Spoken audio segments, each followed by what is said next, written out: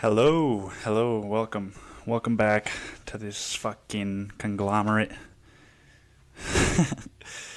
Welcome back. I started with a word I don't even know what it means. It's gonna be a good one, folks. Welcome to the Pupil's Life episode 23. It's been 23 weeks now. It's fucking crazy. How many weeks are in a fucking year? How close am I to being at a year mark? How is everybody doing? I'm out of breath, and that's not because I just worked out. It's just because I'm speaking, and I'm so out of shape that I run out of breath when I'm just fucking talking. How are you guys doing? What's going on? What's going on universally that I can chime in on? Are there any? It was MLK Day. That's the only fucking holidays that we have in January, right? It's like there's nothing left to celebrate by the time you get to January, because everybody's too busy pretending that they're gonna start their fucking resolutions, and then you get to like February. And you're like, Def, it's Valentine's Day soon. I want some chocolate hearts. You know?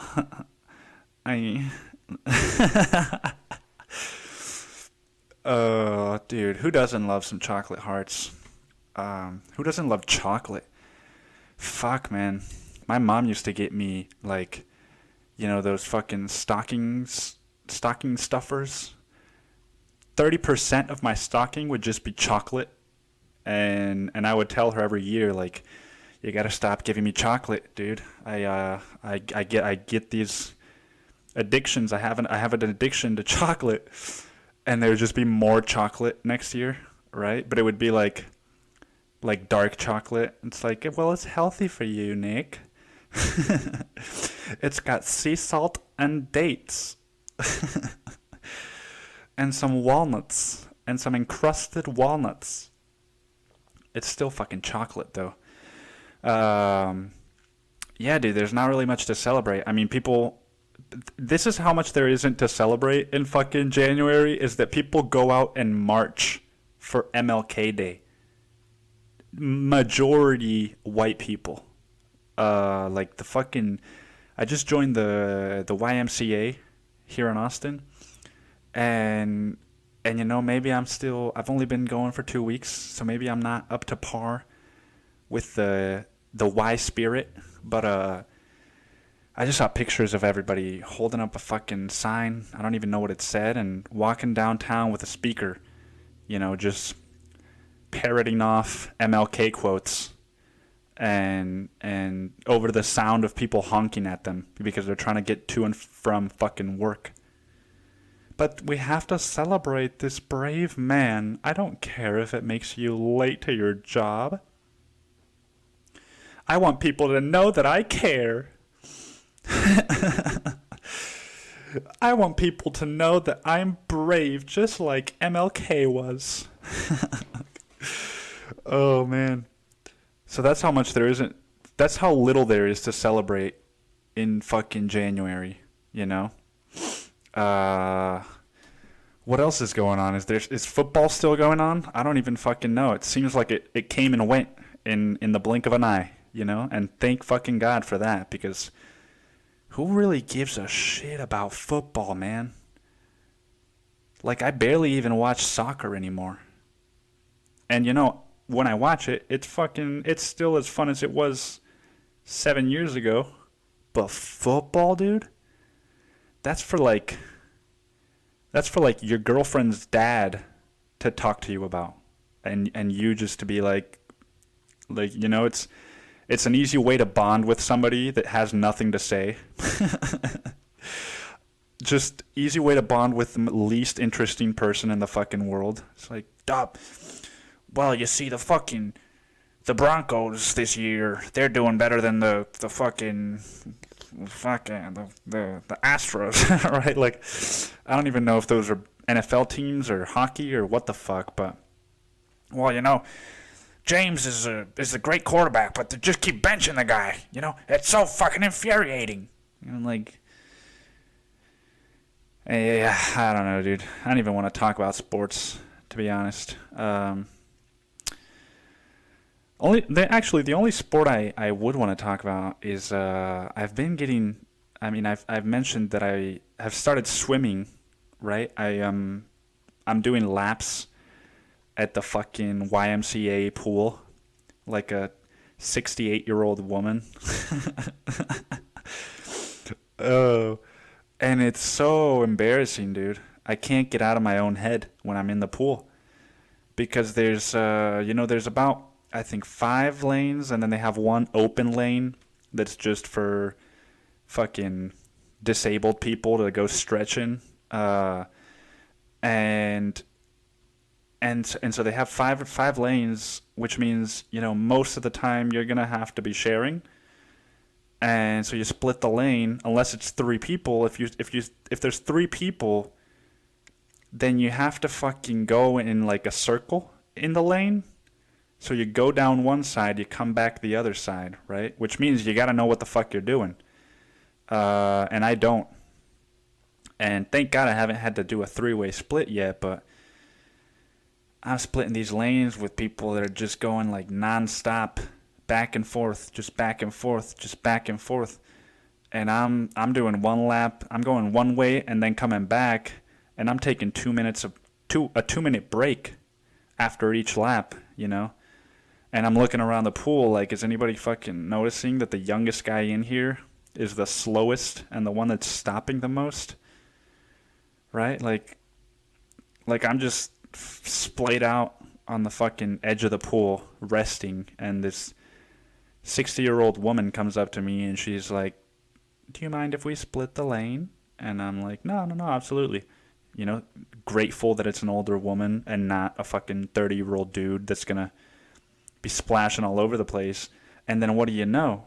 The fucking the 60-year-old woman is just as efficient, she's going back and forth and back and forth. And I'm coughing up water, having to catch my fucking breath. But it's what you got to do when you start a new skill. And so I'm fighting through it. I'm pushing through it. I went there today. I went there yesterday. It's been 3 days in a row, which is maybe why I'm having a hard time, by the 3rd day. Because I barely made it to my 30 minutes, And then the sauna, dude. If you've never been in a sauna, you need to check it out. Just maybe take some headphones with you. Because, I mean, yesterday I go in and this fucking guy, this guy with dreads walks in, just fucking squats. He's already dripping sweat before he even comes in. He just comes in dripping sweat. He squats next to the fucking coals or whatever is burning, the hot rocks, and he's got some fucking beats on his ears, right? And I can hear his music almost like it was playing on somebody's phone just at like mid volume. And it's screamo fucking metal, heavy, just, and I'm like, dude, fucking, I'm in a sauna right now, dude. I'm not in a goddamn fucking dive bar, trying to ruin my life. Or at a co-op. A fucking university co-op. I'm in a fucking sauna, dude. I'm trying to focus on my breath, and here you come in with your screamo fucking music. And then today, I walk in, and there's like a 5-way conversation going on. Maybe I'm just new to sauna, and maybe it's me, but goddamn, dude, these fucking. There's a guy holding his phone with a paper towel wrapped around it, and he's telling the other guys, this is how I keep my phone, this is how I keep my phone dry when I'm in the sauna. And one of them's like, oh yeah, you Do you put water on the towel, or is it just a dry paper towel? No, just a dry paper towel. Just a dry paper towel, Otherwise, it overheats. And then they start talking about fucking their internet providers, right? And the TV, and he's like, well, I don't do any of that shit, dude. I got fucking YouTube TV, bro. And, that with my high-speed internet, bro, I get all the channels I need. And this other guy who apparently fucking works at, like, AT&T or something, he's like, yeah, but how much are you paying for that, What's YouTube TV costing you? And he's like, oh, well, about $50. He's like, and what kind of internet you got? He's like, well, I got a pretty high-speed internet, so I pay what I get for. He's like, so what's that, like $70, $80? Yeah, just about. He's like, so 50 plus 80, that you're paying almost $130, right? He's like, yeah, but I just don't want a contract, man. I'm just like, dude, can you all shut the fuck up? Nobody cares. Nobody fucking cares if you have YouTube TV or Direct TV. Especially not me, dude. I don't even have TV. I don't even have TV. You have YouTube TV or Direct TV or Apple TV or fucking Disney Plus, dude. I don't even have TV. Okay? So don't come to the sauna talking about your fucking internet provider and your TV, where you get your channels from, dude. Who gives a fuck? Oh, man. So that was me at the sauna. That was me at the sauna, and that was me swimming. Just a little bit about my day. What if that's how I spoke, I wonder how many jobs I wouldn't get if that's the way that I spoke, Just fucking write up an email, send in an application, little picture of me. And they're like, oh, this guy, handsome guy. He says he's bilingual from fucking Mexico, blah, blah, blah. All right, set up an interview, go in there, and just, well, hello there. My name is Nick, and fucking,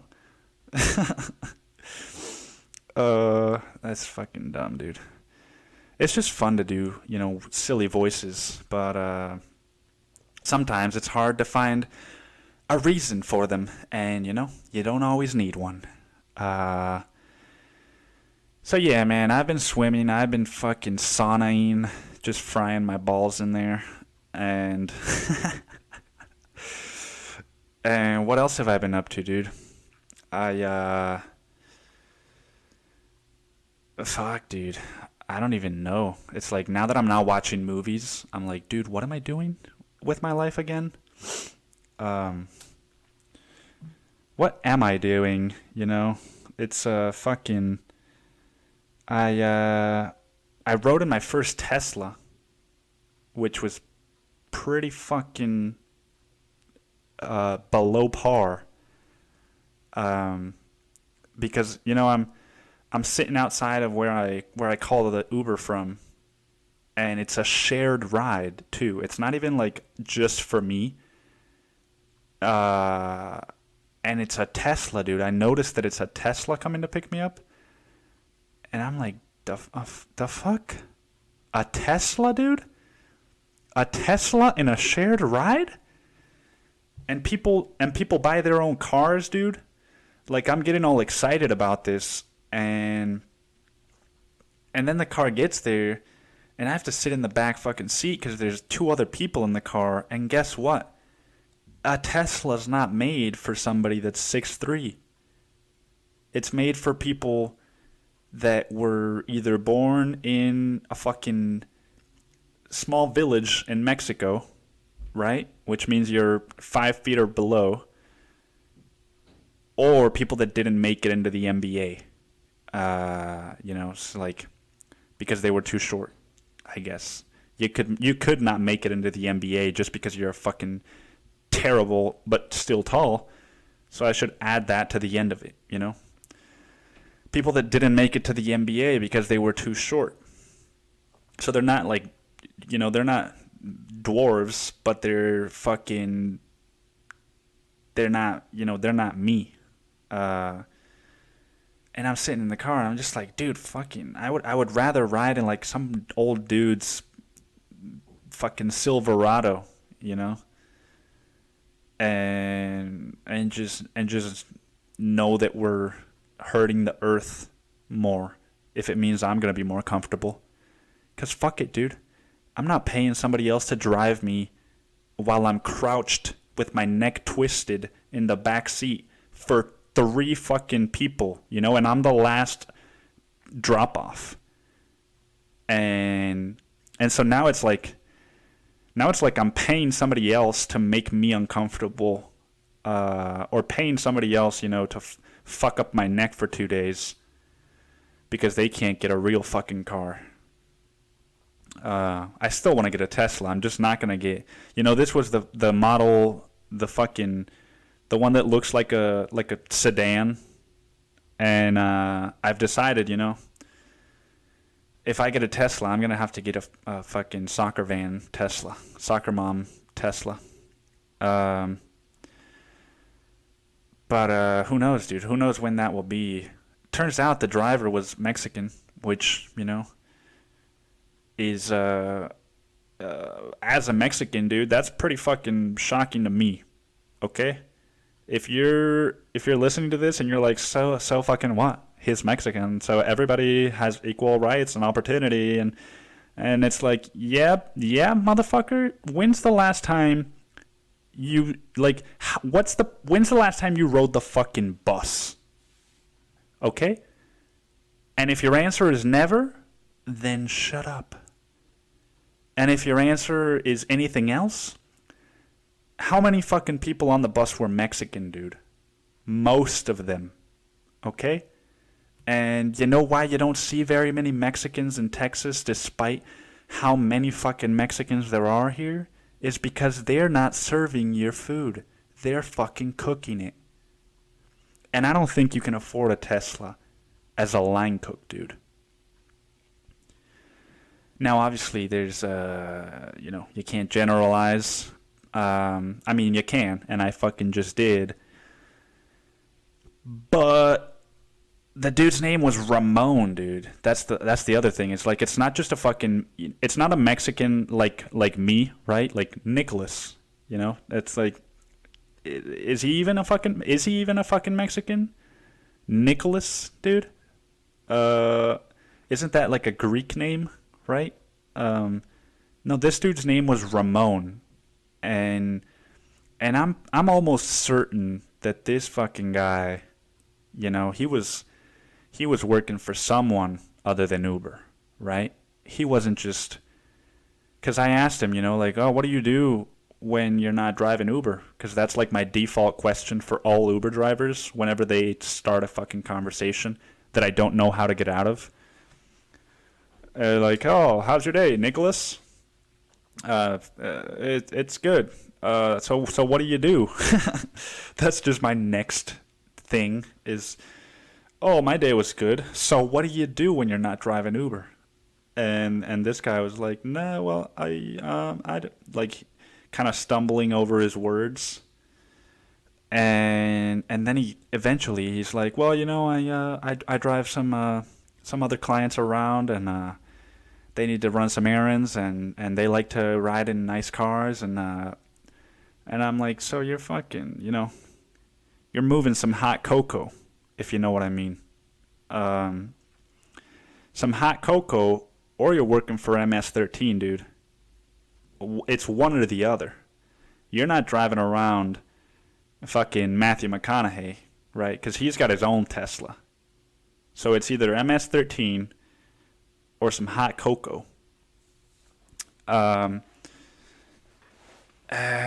dude, I don't fucking know. I'm talking about Teslas, dude, and swimming and fucking. This how boring my life has been lately,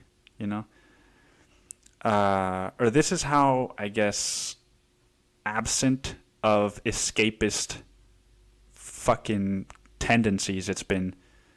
I've just been, dude, it's still fucking January. It feels like it feels like almost 3 months ago that the new year happened, right? It's still fucking January, dude. That's how present I've been in my fucking life, dude. And I don't think it's my choice, right? I much rather have it to where you're like, dude, the days are going by so fast, right, mate? It's like, the other week I was swimming and now it's winter, mate. It's like, what's going on, mate? But no, dude, it's still fucking January, still fucking cold, and the days are going by slow days. Now, I'm not saying I don't enjoy the days. I'm just saying I heard once, somewhere, I don't remember where, that when time moves slower for you, when you perceive your days and your weeks to be going by slower, it's because you're more present. Now, I'm not saying this. I'm saying I heard it somewhere. I don't remember where. So I'm just assuming that I'm more present in my life, right? Because that's how my brain works. It's like I'll fucking watch a YouTube video and I'll listen to like Gary Vaynerchuk. He'll be like, well, what people don't know right now is that fucking TikTok and fucking LinkedIn, that's the place where you get most exposure. That's the place with the most free growth. And I'm like, all right, dude, I download fucking LinkedIn, download fucking TikTok, because I heard somebody that's more successful than I am say that is where you get this thing that I wasn't even looking for, right? Growth. What does that even mean, dude? What does that even mean? You know what's fucking weird? Is when your role model, this person that you've kind of followed their career for a long time and formed a lot of your beliefs around. What's weird is when that person starts to sort of shift their beliefs, and so the beliefs that you have, which they are now shifting, you're like, so do I shift? Right? Like what the... Because I'll give you an example. One of my role models, and I won't mention any names, talked a lot about self-growth, and being brutally honest with yourself so that you can assess and reassess and always be finding yourself in a better place. And just today, he said that that is negative self-talk. That what he used to label as self-improvement and being brutally honest with himself was actually negative self-talk. And so now I'm like, well, motherfucker, dude. My whole life, not my whole life, but for the last 7-8 years, you've had me thinking that I was doing this positive thing, and now you will fucking come to this realization that it's something else, dude. So what is that? Where does that leave me? Where does that fucking leave me? And I don't know, dude. It's I don't even know why I brought that up, dude, to be honest. At this point, man, I'm fucking staring out a dark window at an empty parking lot, And it's a Thursday night, and I ain't got shit going on. I'm just fucking trudging along here, I don't even want to see what the time is at. It seems like the times when I'm most excited to do the fucking podcast, dude, are the times when it's hardest. And then when I have a really bad date, like last week, and I just come home pissed off and like, dude, I gotta fucking get a fix, Then I have a fucking blast. I have a little blast of funds. But I don't know, man. I mean, I guess it's also one of those things where comedians talk about this a lot, where it's like, oh well, when interviewers they're like, well, how do you go on stage when you're having a rough day? And I'm not on stage, dude, and I haven't had a rough day. I've had a fucking amazing day. I went swimming, dude. I got some shit done in the morning. I got some dog kisses when I came back from the gym, and I got some writing done. Like, dude, my day's been fucking. As far as like on a scale of like worst to best days, for me, today has been at the very top. But my whole fucking week, dude, and the last 3 weeks have been pretty fucking. I don't know, dude. I don't know about these last 3 weeks. It's kind of like when you invite somebody out to like say, dude, you're like, oh, dude, let's go fucking sailing, right? Because one of you has a sailboat, and then they're like, oh, dude, I'm gonna bring Paul, and you're like, I don't know about that, dude. Like, that's how I feel about the last 3 weeks. It's just like, I don't know about Paul, man. you know, I don't know about this guy. I don't know about me, dude. That's what I'm fucking. I don't know. That's why I fucking like this Joker movie so much, dude. Because last night, I'm winding down, getting ready for bed, but I've got the Joker movie, a digital copy of it on my computer, and I'm like, dude, just watch a little, just watch 30 seconds of it, because I've been planning on rewatching it, but I'm like, dude, just get that little 30-second clip in, and I play it, dude, and all of a sudden I'm just like, fuck, dude, I need to watch this whole thing, don't I?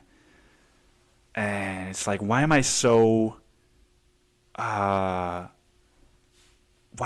attached to this movie? Why does it feel so good to watch the Joker? I already know everything that's gonna happen, but why does it feel like I'm? It's like when I read Nick Sheff's tweak, or when I read any kind of memoir about a really dark time in somebody's life. In a way, it comforts me as I go through my own dark times. And the same thing happens with this movie, dude. Where, well, that's what it is. It's just that this movie is a whole crew of people who weren't afraid to tell a story that most people in Hollywood would rather not tell. Because it's not glamorous, and it's not fucking action packed. It's not a joyride. In fact, it's quite the opposite. Like my brother, he rewatched it recently, and he was describing it. He was like, yeah, I don't know, dude. It's just kind of gross. And I was just, at first I'm like, this fucking guy, dude. And then I just was thinking about it, like, all right, dude. It's not that I don't think that it's gross. I see where he's coming from, but to me, the only reason that we would call it gross is because we are trying to distance ourselves from it. I don't remember where I heard this, but it's like when you go into a prison. Well, not when you people don't go into prisons just every day. But this psychologist or this professor or something went into a prison and he started studying inmates and doing research on them. And what he came to find out or to discover was that he wasn't all that different from them. All that was separating him from them was that one little moment where he just fucking snapped. And a lot of us, I think a lot of us believe or like to tell ourselves, like that can't happen to us. And most of us it won't happen to, dude, and that's a good thing. You know, I consider myself one of those people. But I don't. I'm not afraid to say, dude, that I identify with these people and that these are things that I don't find gross. These are things that I find human, dude. Because I think the whole fucking movie. I think a better word instead of gross would be suffering. And a lot of people don't like to suffer, dude. I don't know if we have to suffer as human beings, but I know that we all do. And I know that we don't like to admit it because we feel weaker when we do.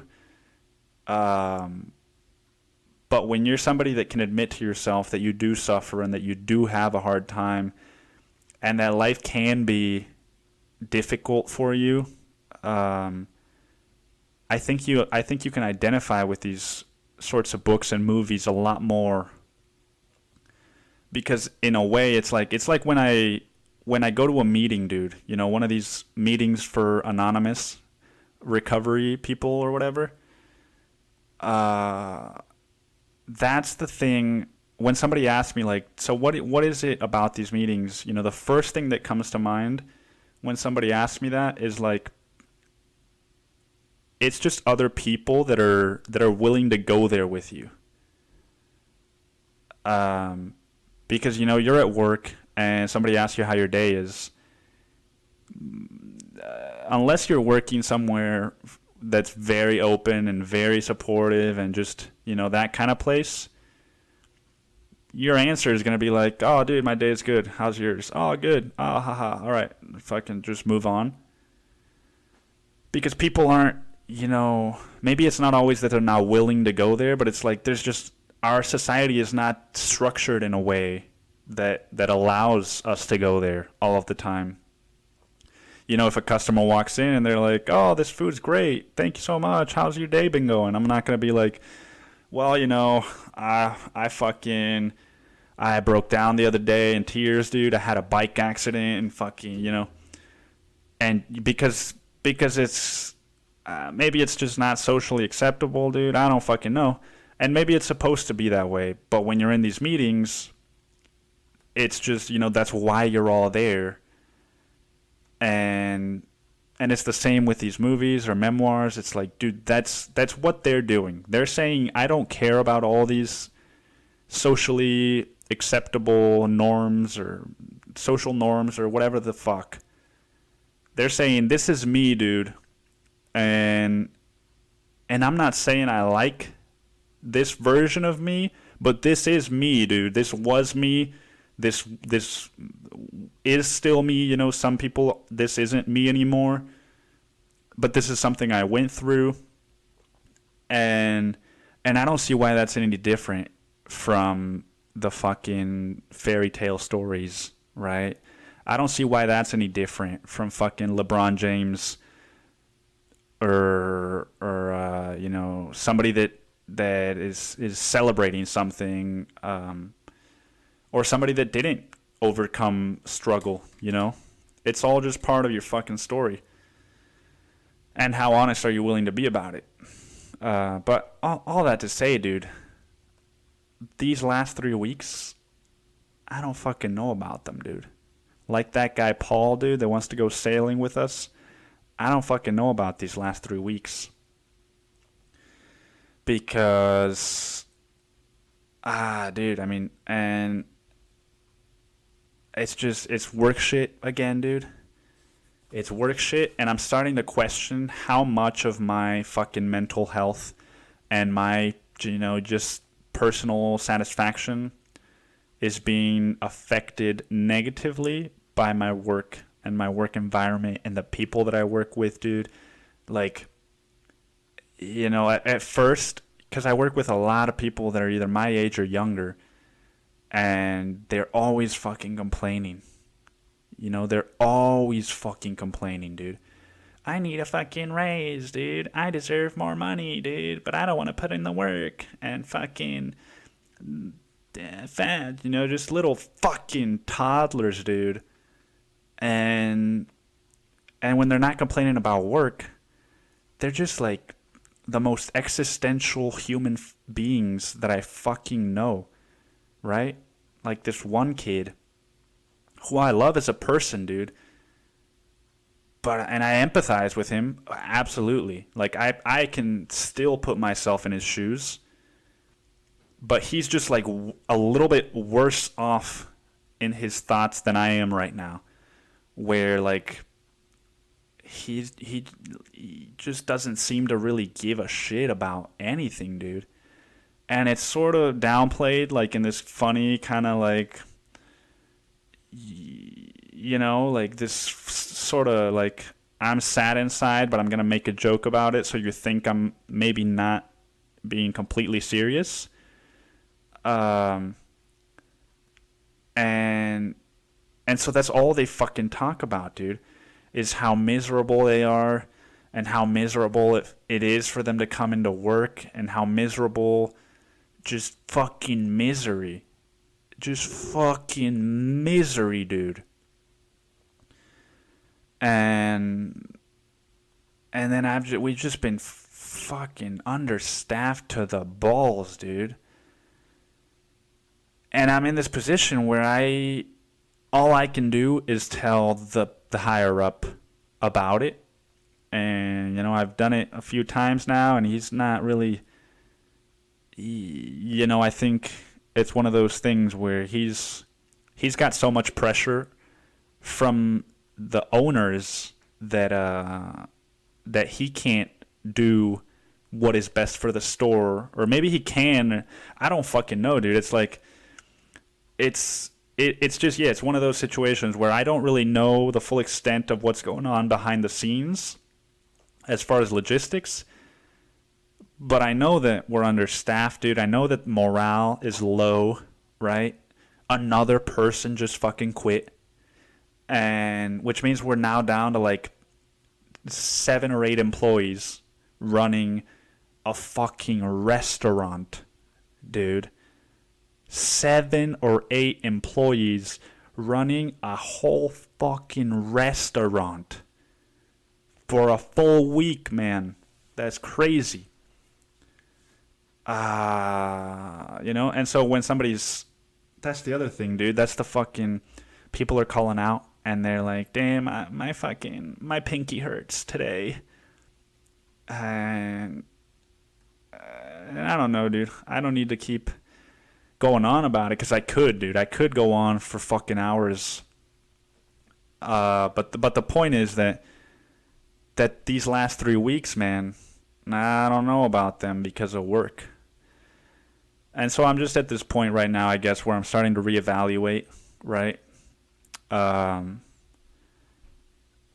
Which is the thing, man. I don't get it. I don't get it, man. When people are in these office jobs and they're very unhappy, they're fucking miserable, but they're like, well, I'm at 22 months. I'm at 17 months, and so I need to stay for another fucking 7 months. For what? Well, it looks better if I have 2 years. And then they end up staying for another fucking year because 7 more months pass and they sort of forget about it. They just compartmentalize that they weren't happy then, and they're like, oh, well, I'm fine now.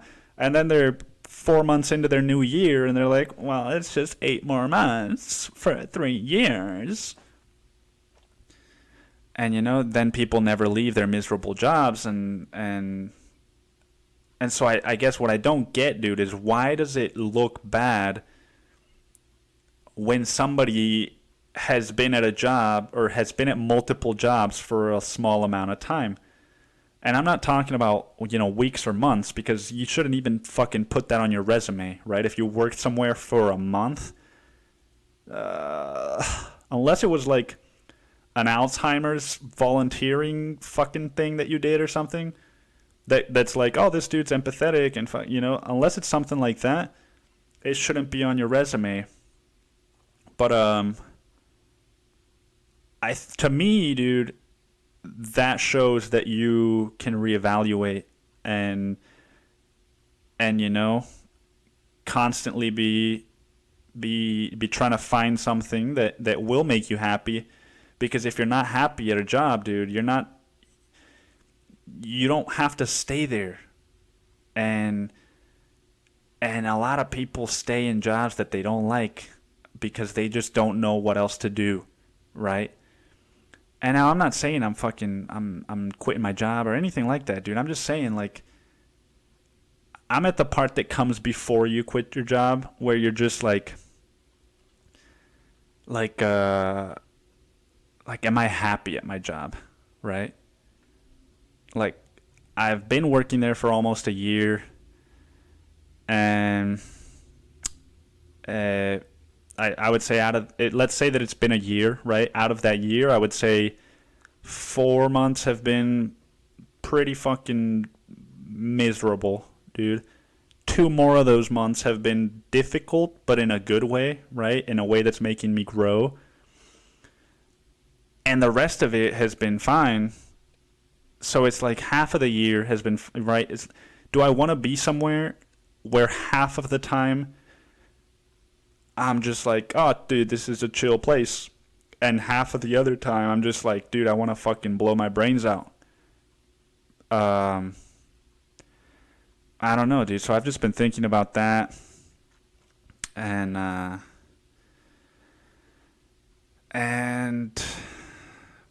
it sucks, dude, because it's like I see the issues and I see the solutions. I have the solutions,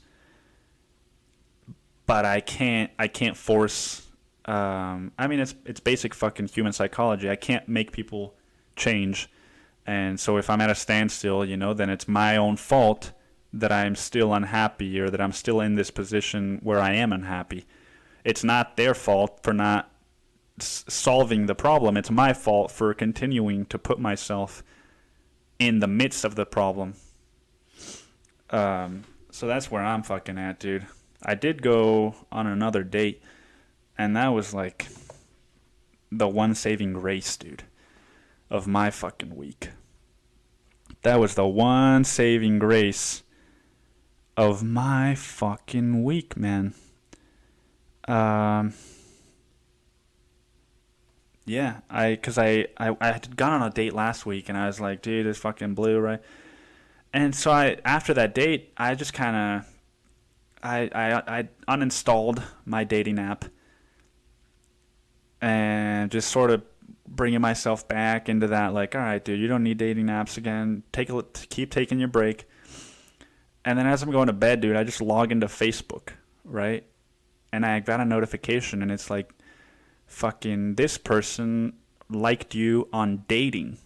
And I'm like, what's this dating thing, dude? I didn't even know I had a profile there.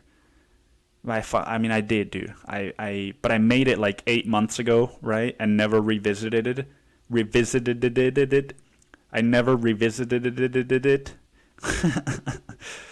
I made a profile on Facebook dating, and I never revisited it. But I ended up going on a date with the woman who liked me, and it was great, man. It was great. It was easy, in the sense, that it wasn't awkward. There was a lot of silences or pauses, I guess, in the conversation that felt natural. They didn't feel like, oh my God, what do I say now? Like, and it was back and forth, dude. It was mutual. It was, yeah, man, it was exciting. And I haven't felt that way about a date probably since my first date with my ex-girlfriend, And I'm not trying to put it on a fucking pedestal. But what I mean is that, like, I have dated other people in the interim, but I've always sort of known, dude, like, it's just this one fucking, like, I don't know, dude. I'm talking myself into a fucking corner now because I'm nervous. What I'm trying to say, dude, is that it felt like a genuine connection, right? And not just like, she's attractive, we had fun, and, you know, we can have some fun, right? It felt like, oh, this is a very compelling human being all around, right? Empathy, got a lot of stuff going on, you know.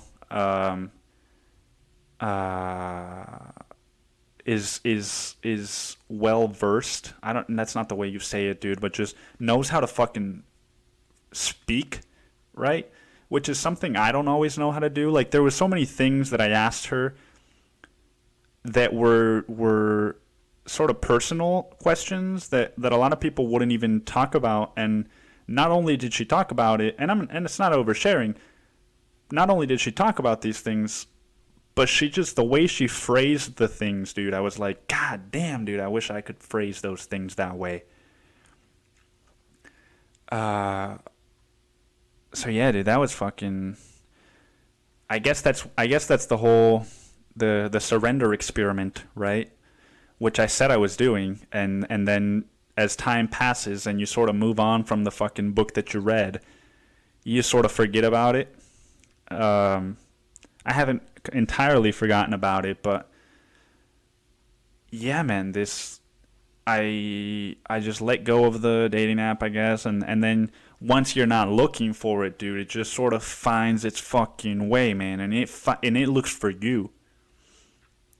And so yeah, so I went on another fucking date, and that's all I have to say about it. I went on another fucking date, and that's all I had to say about it. I logged into Facebook and I revisited my dating profile, and it turned out I went on a pretty solid date. You know, I sound like a fucking sports person after a victory. You know. Yeah. Well, I logged into my Facebook, and I found a notification from my dating profile, and I revisited my dating profile, and you know, she did most of the legwork. You know, I was just there for support, and I went on a good date, and we're looking to the future, right? Looking to the next game. Dude, I love doing that. It's been so overdone. So many people make that fucking joke, but it's so funny every fucking time. It's so fucking funny because that's how they speak. And I don't know if they can't just be themselves or if that is just what all sports people are. It's hard. It would be hard to believe, but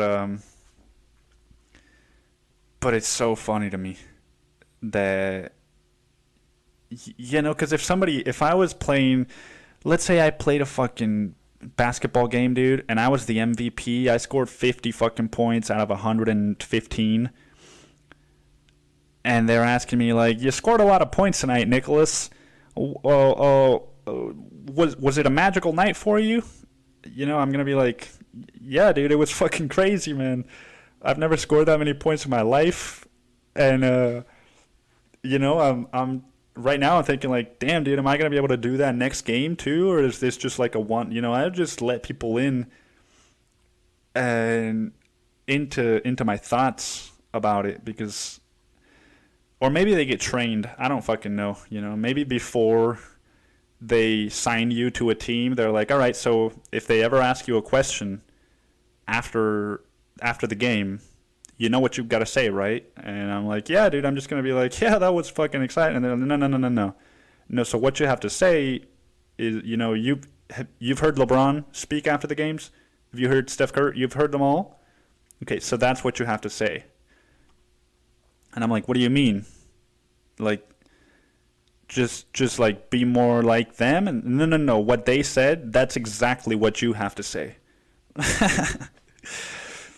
So you want me to just, for everything, yeah, just to give the same answer for every question, and it'll work. Just trust us. We've been doing this for years. Just trust us, okay? If they ask you, how does it feel to lose or how does it feel to win, you say the same thing every fucking time, okay? Well, it's a team effort, and we're just looking ahead to the next game, and coaches are doing their job, and that's about it. So, dude, Eminem's new album. Eminem's new fucking album, dude. Oh, man. That was like my last 3 weeks, dude. I don't know about my last 3 weeks, right? But Eminem's new fucking album came out, man. And this time around, I didn't even fucking pay attention to the critics. Because who gives a fuck? Like, seriously, dude. Who gives a fuck what other people have to say about something? Did you enjoy it or not? And that sounded pretty fucking... I'm not saying, like your friends and, but I'm just saying, like, who gives a fuck, dude, what that fucking bald dude from YouTube has to say about it. Or what Rolling Stone has to say about the new Pitchfork, Just fucking listen to the album and make your own decisions. And that's what I've been doing, and I fucking loved it, man. But I decided not to engage with critics because I feel like then the album, that's what the conversation becomes about, instead of just the fucking genius that the music was. It's like, well, on track 13, he did say this racial slur, and we don't know about that. And it's like... So we're giving the album 4.5 stars.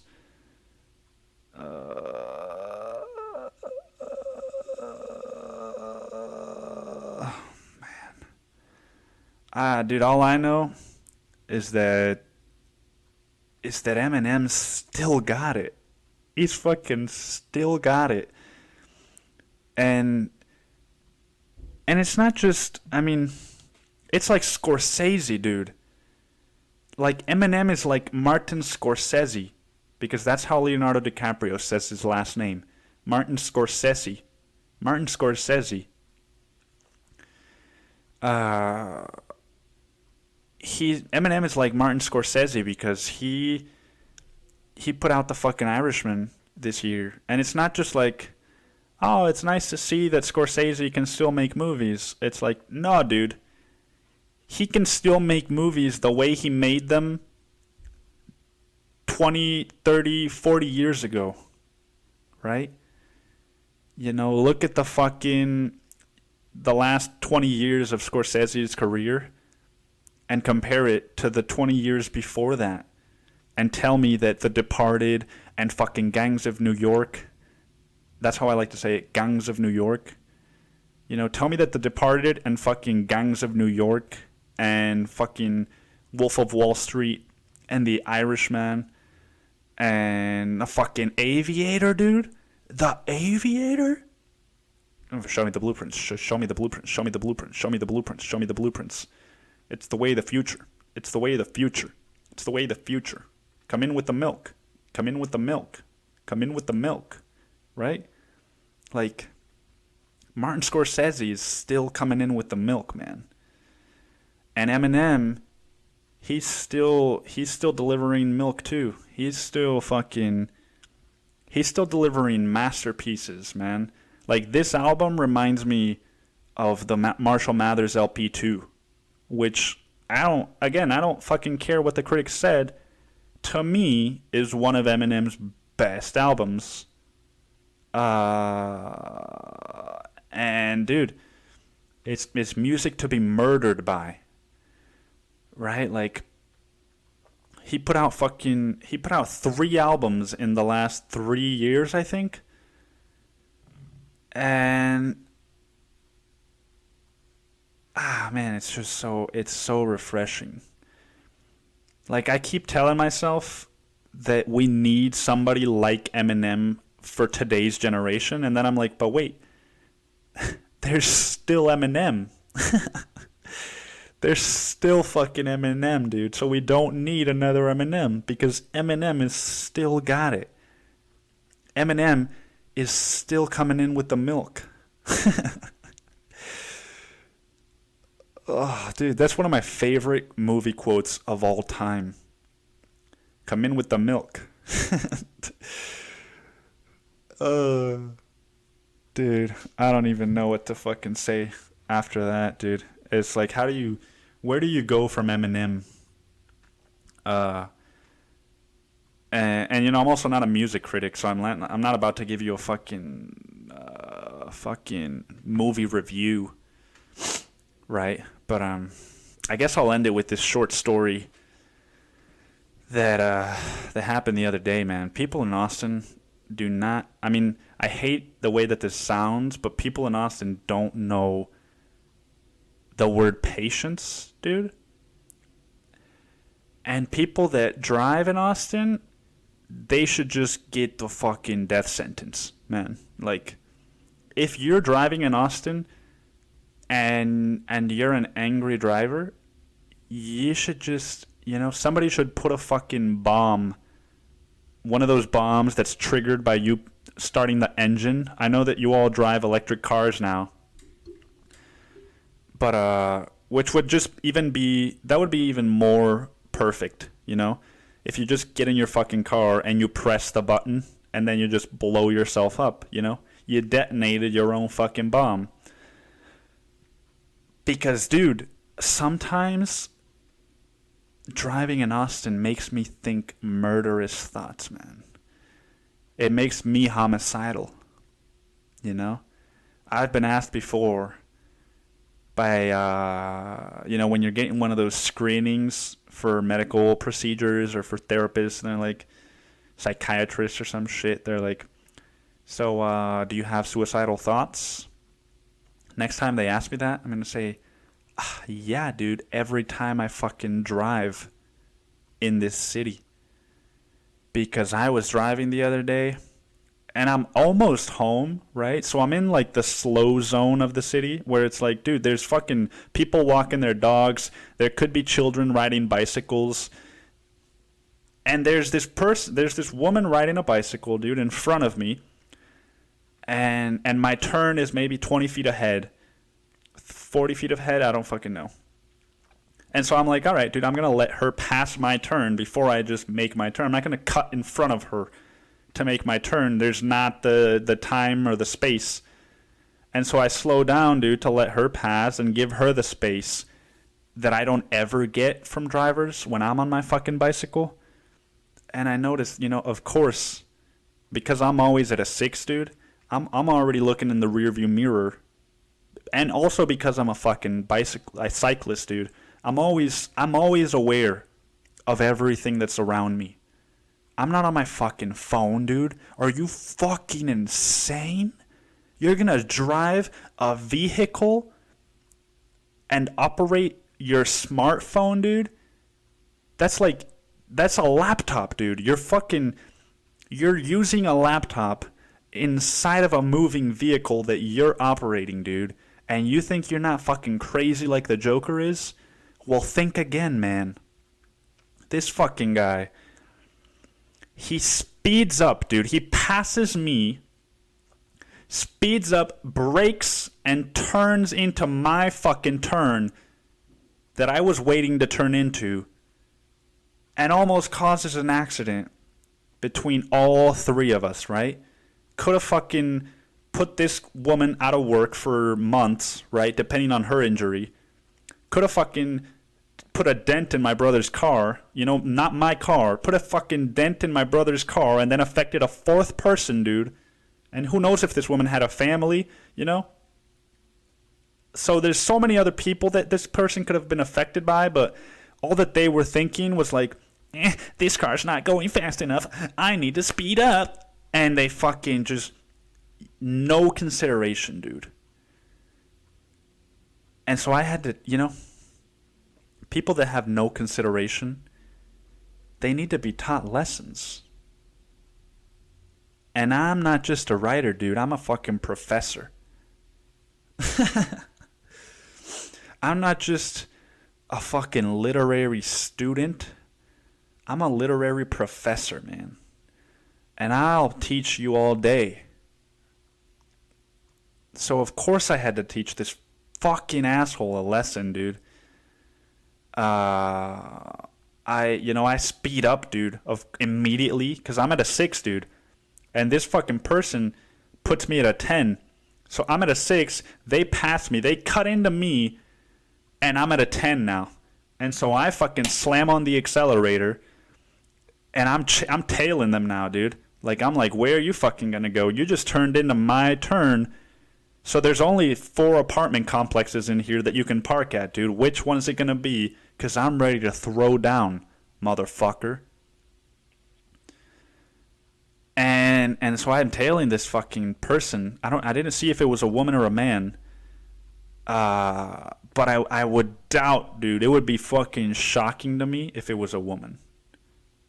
And so I follow this person, and they're about to pull into an apartment, and they see me sort of pull into it too, and then they just turn out of it and fucking vroom, speed off and away, dude. Speed off and away, and I speed off and away with them, dude.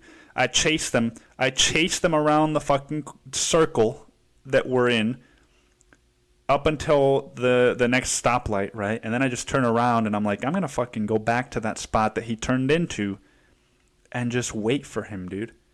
He's gonna come back around eventually, right? And so I turn the car around and I just park right outside, right where he turned into. I just park outside of it, turn the lights down, dude. Just fucking, I'm in a Prius, right? So there's no sound. Lights are off. There might as well not even be a car there. And I'm just waiting, dude. And I'm just waiting. And I'm just waiting there with homicidal thoughts. And I'm just thinking, dude, like, am I becoming the fucking Joker? Like, what's my fucking game plan? Right? Like, I've already, if it was a woman, dude, I've probably scared her into calling, like, her fucking mother and being like, oh my god, this person is following me. I made an accident. I almost made an accident, and now this person is following me. Like, what am I gonna fucking do, right? And if it's a guy, and they might have a fucking gun in the car, dude. What was my game plan? Turns out I didn't have one. And you know, that's how I know that I'm not a rational human being, right? A purely rational human. I am led by emotions too, man. And oh boy, I was at a 10, dude. I didn't know what I was gonna do, but I just wanted to fucking throw down, man. And it was right around the same slab of concrete where I fought a Lyft driver once.